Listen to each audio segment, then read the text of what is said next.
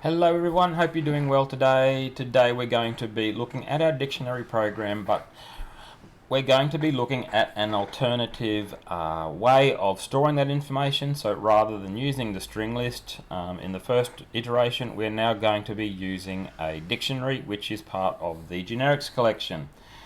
And in doing so, we'll have a look at some of the pros and cons of each, but also to demystify maybe using generics so that you might find a use for them in your own program and maybe not, reinventing the wheel.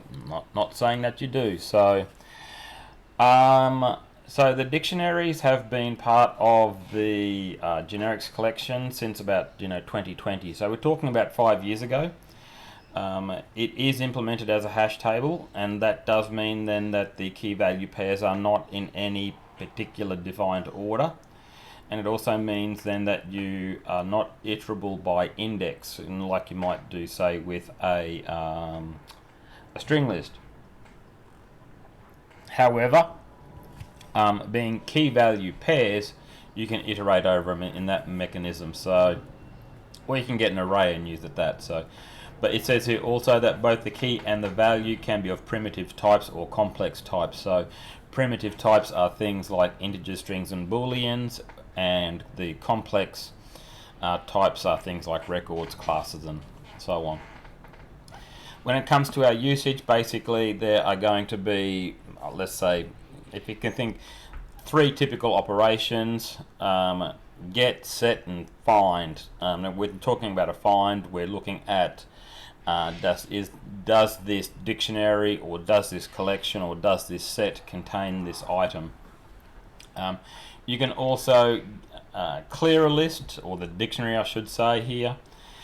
You can also find out how many items are in the dictionary, and you've got different ways of being able to iterate through the keys and values within that dictionary as well, and so on. You can also, by the way, have, if we a little bit further down, we can also have notification methods, so that when something happens in that string list, your code can be told about that. So I think rather than looking at this page straight away, or looking at this page in more detail, we might jump back into my program and to show you what we're doing. So first of all, I want to point out that I am using conditional defines. This will allow us, me, excuse me, to be able to compare the code for the string list versus the the proper dictionary, say. And at the moment, we have the string list being used, but if we put our use generics conditional define back in, then we are switching over to the dictionary. Unimaginatively, I've got my dictionary is the name of the type for my dictionary, so I'm using the same thing for my string list, and that's only so that I can have a single declaration here. When we are looking at using a generic collection or type, we use the specialized keyword to create, say, a concrete instance, for a lack of a better word, of that class. So that gives us our code, in which that we can work with here. Also here you'll see that there are a couple of parameters to our dictionary, and these are for the key and the value. So wherever we find a key, then that sort of like gets replaced with a string, and here the value gets replaced with a string in our instance. But remember, from the wiki page, either could be integers, or a float, or whatever they need to be. You might think of one place you might have a dictionary is, say, in-game assets.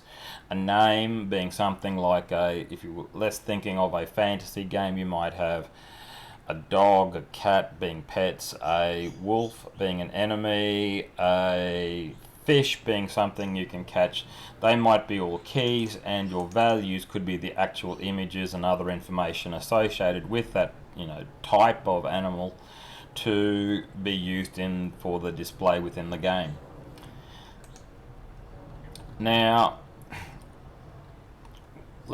so if we look at our program from when it starts through to when it ends. So just quickly, with our string list, all we had to say was we create our dictionary being a string list. We then set it to sorted. We can then load the dictionary. Load the dictionary if the file exists. So it's pretty simple stuff there. So here, what we will be doing with our generic implementation is to create our dictionary. That could be my string list here as well, by the way. Here, what I am though using is a string list. This is just the easiest code or the cheapest code to write in terms of, you know, getting something up and running. One of the I wouldn't so much call it a con, but one thing to be aware of is that when you are using a, you know, generic, when you are using generics, the classes may not have code for reading and writing to files, to streams, or whatever, you know, mechanism you might want to have to retrieve it later. That being the case, then we need to write our own code for the loading and the saving of the contents of our dictionary. So just to make it compatible with our string list here, I'm going to be loading the dictionary file into the string list, so that's the same as down here.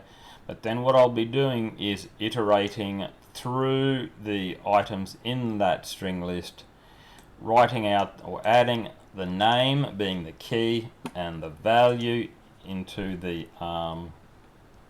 value associated with that key or name here into my dictionary, and then after that we will free the string list that we used created up here. Now this try or set value is as the name implies. I should probably just use the add function. However, add or set value will basically, if the item doesn't exist, it will be inserted. If it did exist, it gets overwritten with a new value. So whether or not you need whether or not you want a begin and an end around, that's neither here nor there. But like I said, we've had to write some code here to handle the loading of the file into our dictionary. Now if we jump now all the way to when the program ends, because there's no mechanism for loading, we also have to do something to save it ourselves.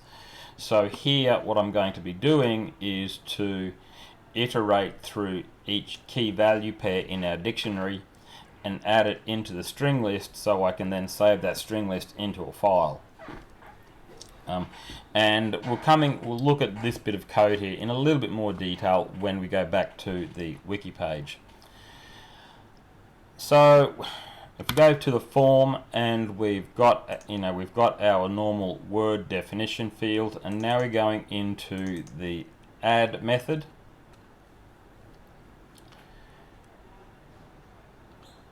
So with the string list, we would use something like index of name to find out whether or not an item is in the list, or there is a find function which will return a true or false value.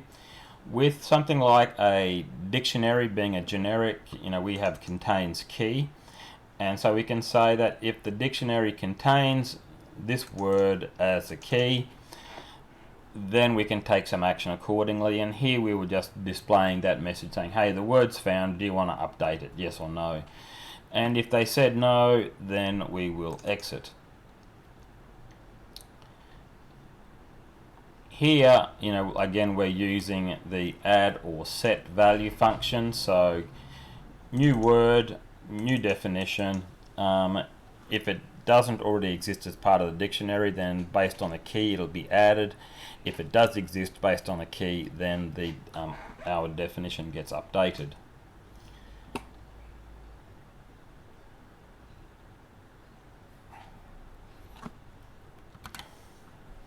Now we're looking at the delete function. So you've selected some items in our list.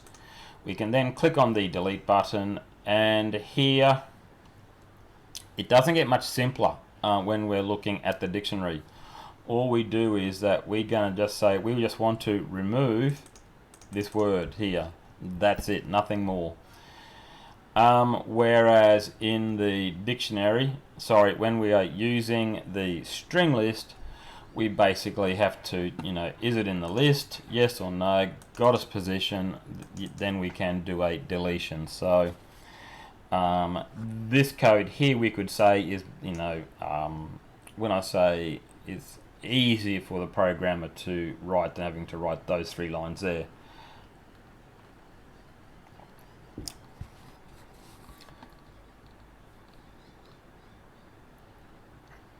Okay, so the other function we had in our string list was that when the user changes from, let's say, item 1 to item 2 in our list box, it would update the definition. This one here is probably the closest in terms of closest to a string list in terms of code, because here, in the string list we would do the string list.values of the word. Here we're doing the dictionary.items, and I can use that particular property, I think it's a property anyway, to get the value or meaning of that word and put that into our definitions text field.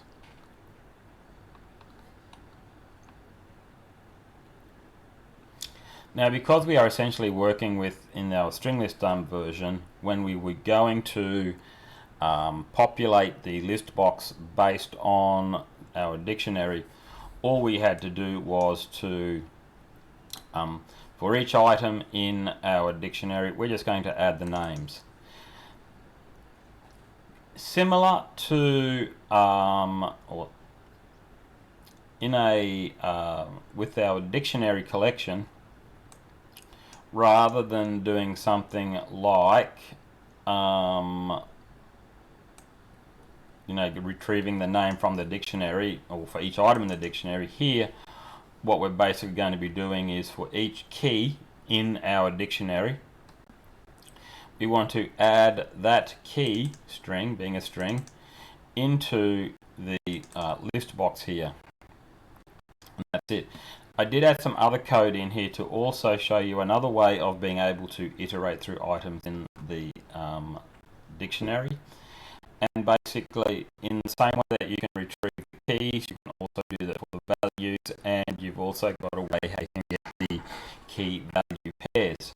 So here with our key value pair, I've got my dictionary pair, which is part of my dictionary, and I can write out the value of the key and the value of the value here. So when you look at a dictionary here, you can see that this is a type contained within our dictionary that we can use, and it creates this pairing, and in our case that will be a pair of a string to a string. So here we've got a pair being a generic record, the generic record having a key and a value there. So, and that was about it to the program. So before we run it, then we're going to go over to the wiki page to see what we may have missed. So basically, functions that you can use to add are either going to be add or set value. The add method will throw an exception if it exists, so you'd want to delete that before using that method. Or if you just want to replace a value, then you can use the add or set value. Remove, as I've shown you in the dictionary example, it will remove a particular item or key from the dictionary. We can also clear the entire contents of the dictionary using that clear method. And to get a particular value here, we can either just refer to the dictionary by name, or we can use the items property to retrieve the value of this particular key. Again, we've got a count function, so we can find out how many items there are in the dictionary. You probably wouldn't use a count as much maybe as in your iterations, in your iteration code, because you're more likely, when it comes to looping, to do something like one of these three snippets of code here, where you want to iterate through the keys in the list, and the key in this case here will be a string from the example. In my case it's also an example, but it may be a character, it may be a number, or whatever else you have in your own program. Finally, you've got the key value pairs again, and you can output these if you would using a console application that way.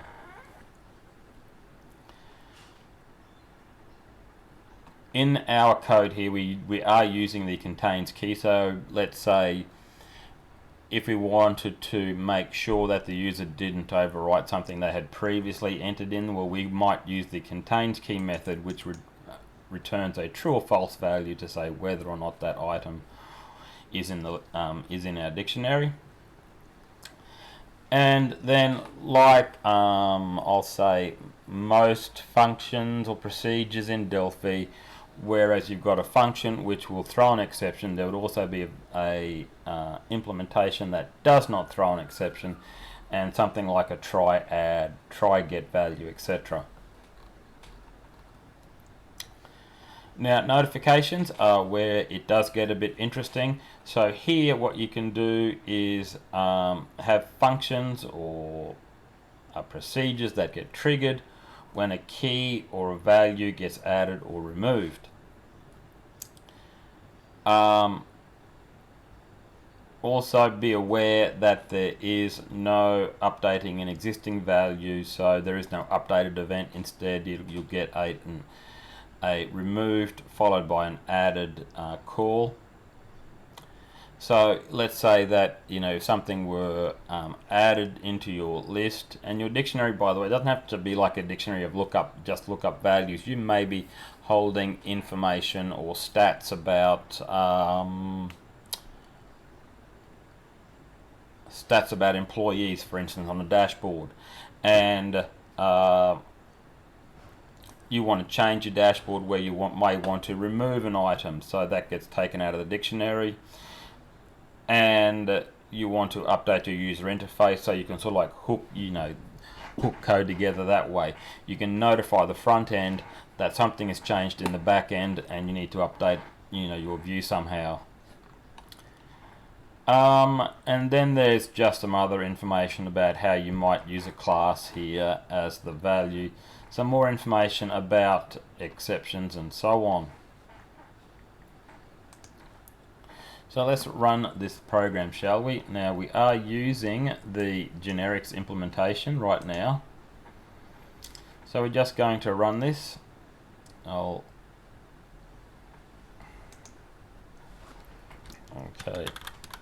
Apple is a fruit. And we might say that let's go to cat. We're going to change it. We're going to change the value now. Update, yes. So now we go to apple is a fruit, cat is a pet. You probably don't, you won't really see the a great difference in terms of speed here. Using specializations, by the way, may make your code slightly longer because it is having to create an instance of that class. But otherwise, they can, using a class like a dictionary means you don't have to write all those functions yourself, like the do I have this value, the code to add, the code to delete from the list. All of that gets provided for you through the implementation or the concrete implementation of the of that particular class. So that's about it for this particular video. I'm hoping that, you know, in this one here you were able to see some of the differences between a string list and, let's say, using a generic collection.